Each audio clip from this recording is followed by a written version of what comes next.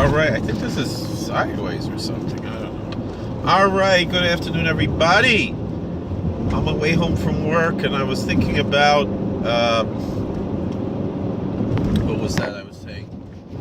This whole story we were talking about making minyanim at people's houses, which I participated in this Shabbos, and I really regret it, and I think I should have been in shul, even if I was davening by myself in shul.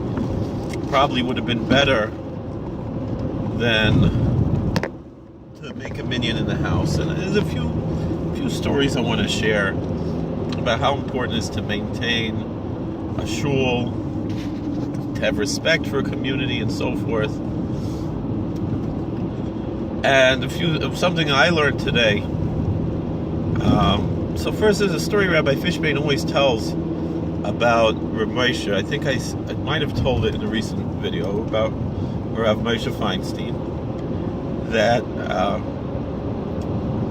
he would Friday night go upstairs to maybe 2 or 3 flights of stairs to daven in the home of the Bricker Rav, who had a minyan in his home. It seems like he had a ständig base medrash in his home, in his apartment. And Rav Moshe would go daven there by the Bricker Rav. And one night Rav Moshe wasn't there, and they knew, he was always on time. You don't wait for Rav Moshe. He's always early, So they started davening without him, and then afterwards they went to knock on his door to see if he's home, and he answers the door, and then he said, it's a little too much for him. He's getting old, and he doesn't want to take a Shabbos elevator. He can't make it up and down the stairs. And so they said, so go to the door, we'll make the minyan in your house. He said, Chas v'sholom, what do you mean? Bricker Rav put in years of sweat and blood to put together this minyan, and by him, how could I take that away from him? Do you understand what that means? So they said, so what are you going to do? He said, so I'll daven by myself.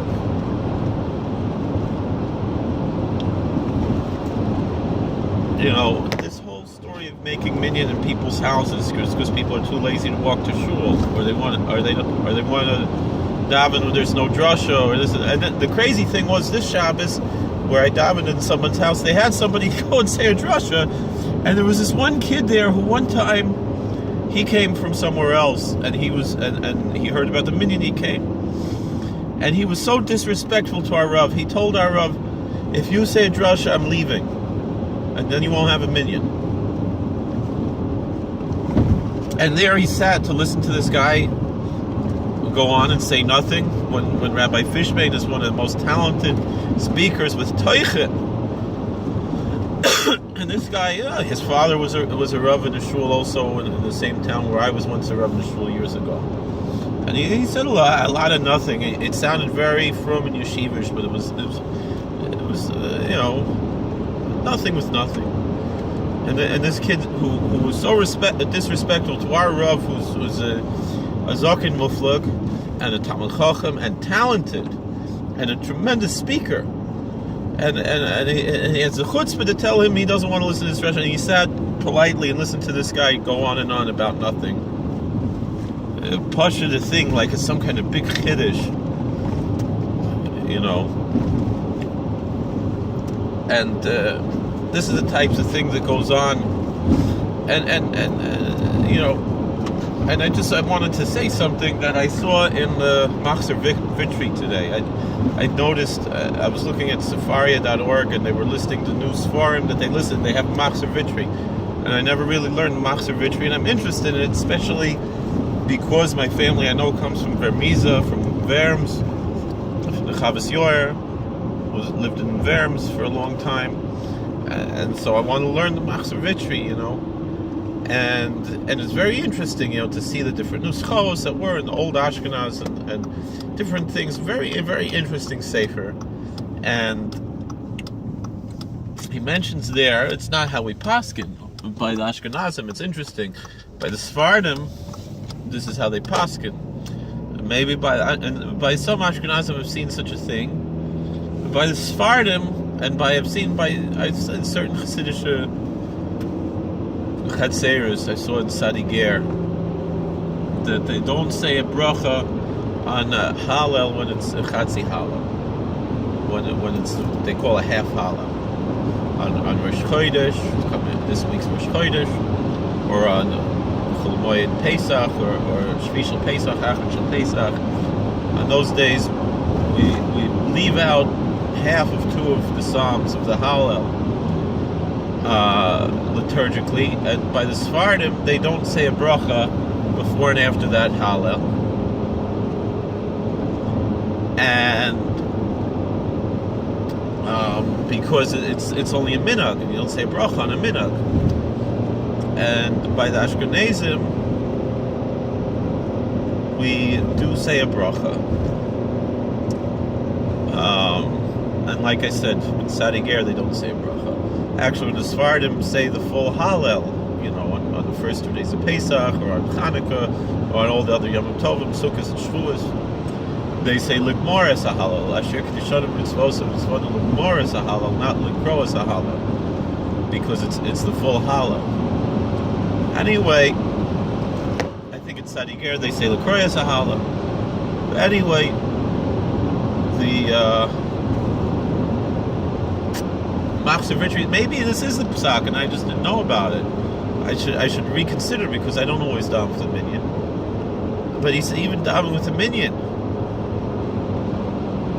Machzor Vitri says like this: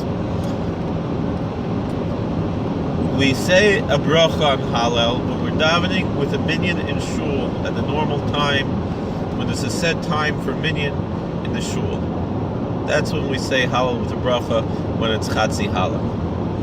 But a yochid, an individual davening by himself, does not say a bracha, because the whole inyan of saying a bracha on the Chatzi Hallel is very questionable, because it's because it's only a minhag. So we're only saying the bracha al teres minhag because minhag avosenu b'yadenu, and we want to be mefarseim that there's an inyan of minhag avosenu b'yadenu. That we want to publicize that there is such a concept, that our ancestors had such a custom of reciting the Hallel on Rosh Chodesh, or during Pesach after the first two days. So because of this, we have such a minhag, and so we could, according to the Ashkenazic minhag, we say a bracha even on such a minhag, which is very questionable halachically, but it's something we do. But because it's a halachically questionable practice and so forth, he says that we don't make a bracha if we're davening by ourselves, because the whole inyan of making a bracha to be mefarsim that there's a minhag avosenu b'yadenu is only when you're davening b'tzibur in the shul. And so Machzor Vitri says that if, let's say, 10 people got to shul late, and they go on the side and make a minyan in a side room, and it's not shtendig to make a minyan like that. Nowadays, it's a much more normal thing, especially in the Chassidish Shtiblich, to have these several minyanim going on at the same time in the same medrash. And again, this is part of the inyan of how the Chassidish way was broke away from the mainstream, but eventually, especially in Europe and a lot of places, it was incorporated to the mainstream, especially in Hungary. That's where you had this synthesis, really, of a certain type of Chassidish spirituality, but the classical Ashkenaz, and then you would have in many communities where the Rav of the community would be a Hasidic Rebbe also. It happened in Ukraine also. The Berditchever, the Kedushas Levi was always called Berditchever Rav. He was never called the Berditchever Rebbe. And there's a whole story, there's a whole legend why that is. That was also already a Gezerim and a Shemayim from before he was born, because he was such a holy soul. and that was the deal that was allowed, to allow such a soul to come to earth. It was al tanai that he would only be known as Berditchever Rav and not as Berditchever Rebbe. Such a story that we have, such a legend.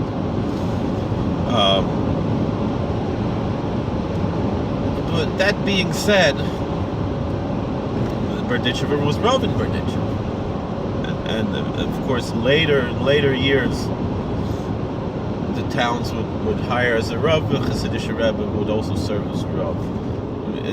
Usually, they were mainly a Rav, but they would, that's how I know some of my friends they will just describe Sama Rav, and I think it's appropriate, was to say that he was first and foremost a Rav, and he played Rebbe on the side, that he was, but it wasn't his main focus in his life, and he was uncomfortable with a lot of the Rebbes who the story goes, I'm not going to name a particular Rebbe, big tzaddik, and the story I heard was that he saw this Rebbe who liked to do a lot of hocus pocus type of stuff. He was a big tzaddik, it was all real, it wasn't, but like the types of things he did were more spooky type of things, and the story goes is that Samarov, when he saw this, he said to Gaba, to Rabbi Yossel Ashkenaz, hey, Yossel,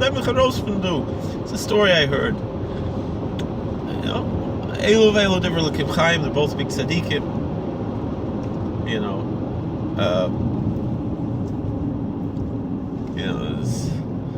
Anyway, but when you come to a small town, you have to understand what it means. But there's more than that, because if you undermine it, because this was something I was discussing with years ago. I mentioned to this one balabas who made a minyan in his house. I said, you have to understand, Rabbi Fishman is the Rav of the town of Bethel, the chief rabbi of our town. He's the chief rabbi of Bethel, the Haglilas, all the surrounding areas, meaning halfway to Scranton, halfway to Binghamton. There's no other Orthodox shul full time until Scranton or until Binghamton, and until Albany and Chveis, to Syracuse, Chveis. So meaning this is the last outpost of Orthodox Judaism until we get to these bigger towns, and so therefore the Rav has bias to certain. The same thing. I know the Satmar Rebbe in Monroe, who's also the Rav. He's the chief rabbi of the city, and he's been the chief rabbi of the city for a long time, even before he was Rebbe. And the community was set up like old-fashioned communities. And the psak from the dayan, who's respected by people other than the Chassidim of Rabar. Even though he's together with Rabar, he's respected by the other Chassidim as well. And the dayan, Reb Getzel Berkowitz Shlita, was at my Sheva Brachas. He said that this is the psak halacha, that nobody can be Messiah Kedushin in the town of Monroe or anywhere that's halfway to Muncie or halfway to Chveis, whatever the next town was at the time. It was before Bloomingburg existed. So until halfway till Monticello or whatever, or to Chveis, Mount Kisco, or I don't know what other towns that have a shul. Poughkeepsie has a shul, and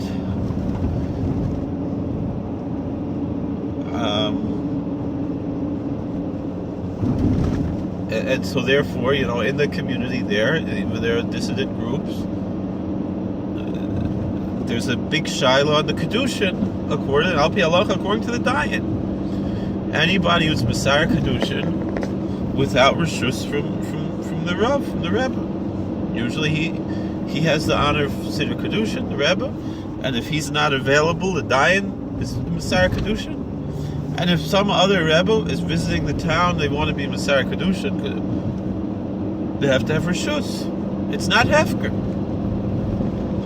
And he didn't exercise this when it comes to minyanim, but he could, as the Rav. And a new square, that's how they paskin. You can't have a minyan without reshus from the Rebbe. The only one who square Rebbe ever gives reshus to make a minyan Shabbos, outside of the main Medrash, is Rav Moshe Wolfson. When Rav Moshe Wolfson visits New Square, he with his Hasidim, with his Talmidim, they can have their own minyan. Zell.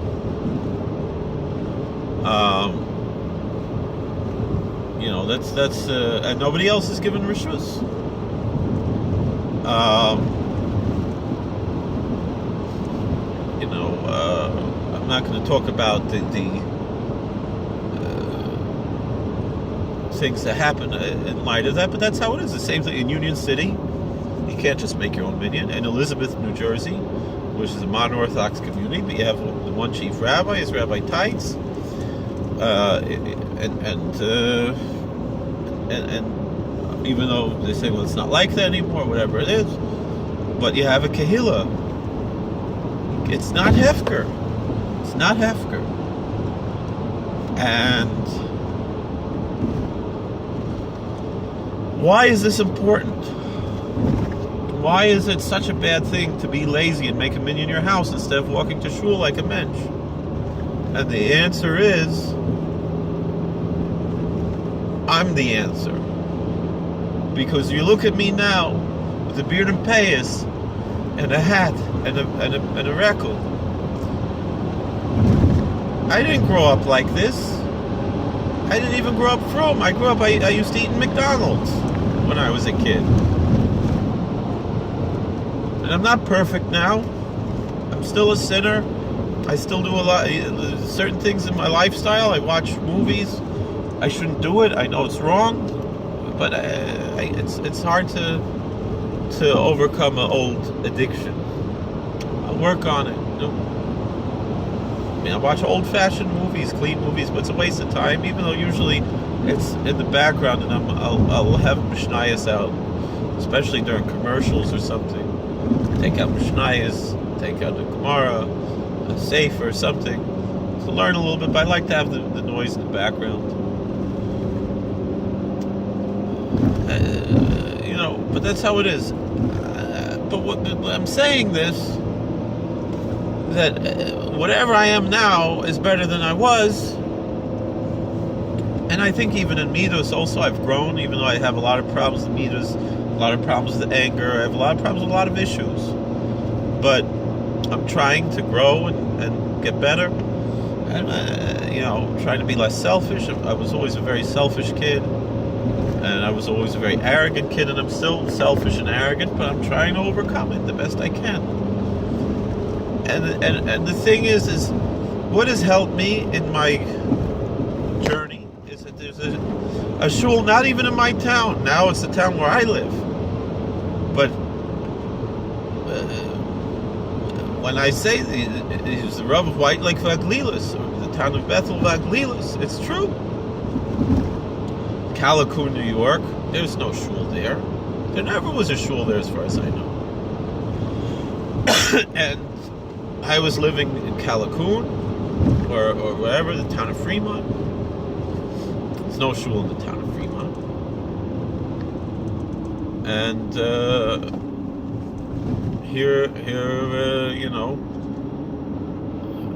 I heard, I wanted to go here to Megillah. I was getting interest in Yiddishkeit. It was the year after my Zayda was nifter. I was starting to put on tefillin every day, davening, trying to keep Shabbos a little, keep kosher a little. Wasn't even 100% then, but I was working on it. It was growing. And, like I said in the last video, I didn't even know that you put tefillin on Purim. I didn't know what type of yontiv it was, I was growing and learning. I didn't know about Rosh Chodesh. You put on tefillin, you don't put on tefillin. I didn't know. And I remember I was 14 years old. I came to this medrash here to hear the Megillah. Rabbi Fishman at the time, he could still see well enough. He led the Megillah. This is what I remember. And it changed my life. And like I said, picked up the Sefer from Rabbi Victor Miller. Never saw anything like this. Changed my life. And when you're lazy and you have a minyan in the house instead of shul, that doesn't do that. So when you're lazy and you make a minyan in your house instead of davening a shul like a mensch, which I'm guilty of, I did it this Shabbos, and I have to repent from this sin. But when you do something like that, you take away from those little Joeys in Joey Kolakowski in Calacun, who could grow up to finish Shas. But no, you were too lazy. You had to daven in your house, make them in your house, instead of davening the shul like a mensch. Basically throwing a guy like me in the garbage. That's what you got to realize. That's what you're doing when you're too lazy to go daven in the shul, and you have to make a minyan in your house. Better to daven b'yichidus than to make a minyan in your house. It doesn't count. It doesn't count. Like we said from the Machzor Vitri, you can't say a bracha on halal, even 10 people, even inside the shul building, and you make a minyan on the side, because according to Machzor Vitri, for sure in somebody's house, you get 10 people together, that's nothing. I mean, we didn't say the bracha Magen Avos Friday night. Missed out on the bracha because we're too lazy to go walk to shul. It's a big avla. It's a big avla. It's something we have to repent for. And it's a serious thing.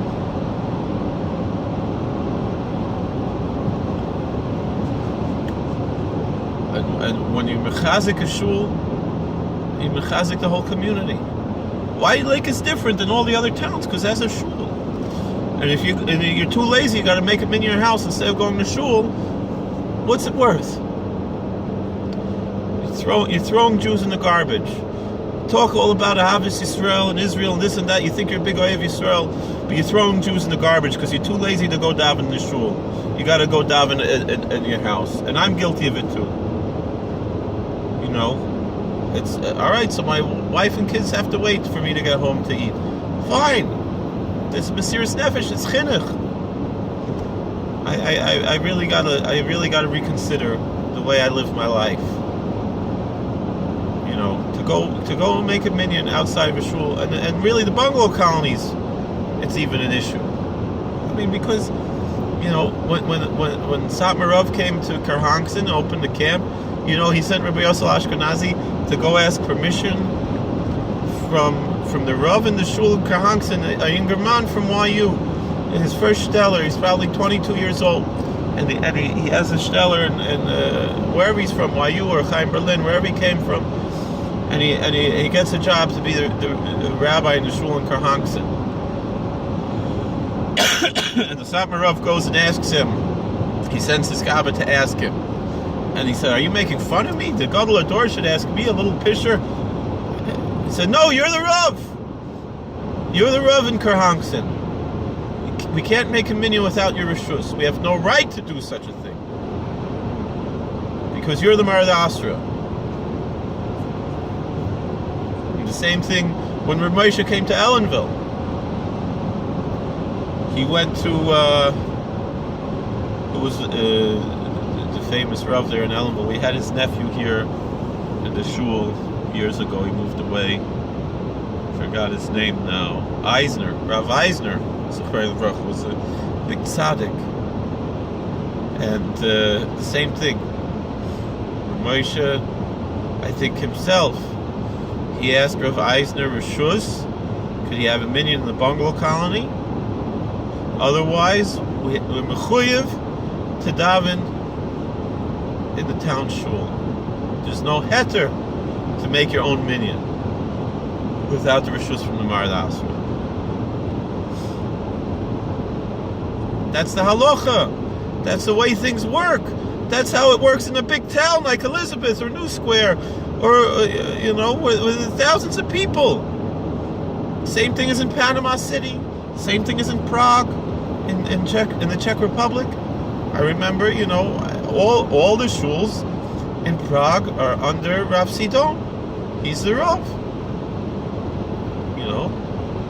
All the shuls in Panama City are under Rav Levi, and Chabad isn't, and Chabad is Yotz Min HaKlal. That's why.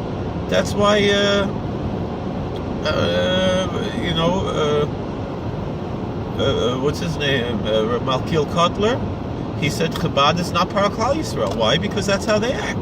They don't have any respect for anybody else. It's half the time, more than half the time, probably. And then they have the chutzpah. They come in and they take over the shuls, like they did in Ellenville. A big chutzpah. What they did to Rav Frank, who's a big Talmud Chacham, and they send in a little kid who doesn't know his right foot from his left foot. He probably can't even read a Rashi, and he's the Rav of Ellenville. He has the right to take. The same problem happened in Prague when Chabad tried to take over the Altneu Shul, the Mechutzafim.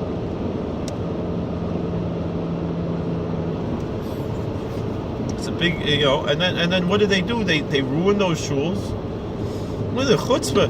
The Ellenville shul, the mikveh there for years and years was known. They allow geiros. And then this kid Darren, he says, "Oh, no more geiros." Who is he? Who the hell is he? To go against a Masorah that's been in the shul for decades. Who does he think he is? It's a big chutzpah, big chutzpah with the Chabad.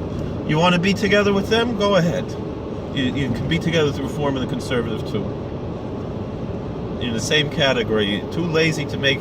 So at least if you need to make a minyan in your house because maybe someone is too sick to walk, so you have derech eretz and you ask reshus from the Rav, because that's what I did this Shabbos. I asked reshus from the Rav, and in my mind I was thinking the whole minyan is under the reshus of the Rav, because I asked reshus. Otherwise I would have davened. If he would have told me no, I would have davened by myself. I might have even gone to shul, davened in the shul. He told me I could daven there, but still, afal pichein, I realized it's an avla. It's laziness, which is a big avera. It's a horrible midah, atzlus, and it's and it's al pi halacha. It's the whole thing is very questionable. You're gonna tell me, like I was Rav in Kol Emes in Richmond, and all right, when Kol Emes opened, first of all, Kol Emes, was a different location. I mean, it's the location where it's now, the growth school. But I'm saying there was no shul there. So then KBI moved over there, closer to Kol Emes, a little further west. But at the time, first of all, when it was Knesset Israel, Beth Israel, one of those, I think it was Beth Israel. One of them they had mixed seating. They were Orthodox under the OU. They had mixed seating. That's how it was in the old days. And then when they built there in KBI, it was the mechitza. They had mechitza. It was very schwach. Eventually, they made a glass mechitza, whatever.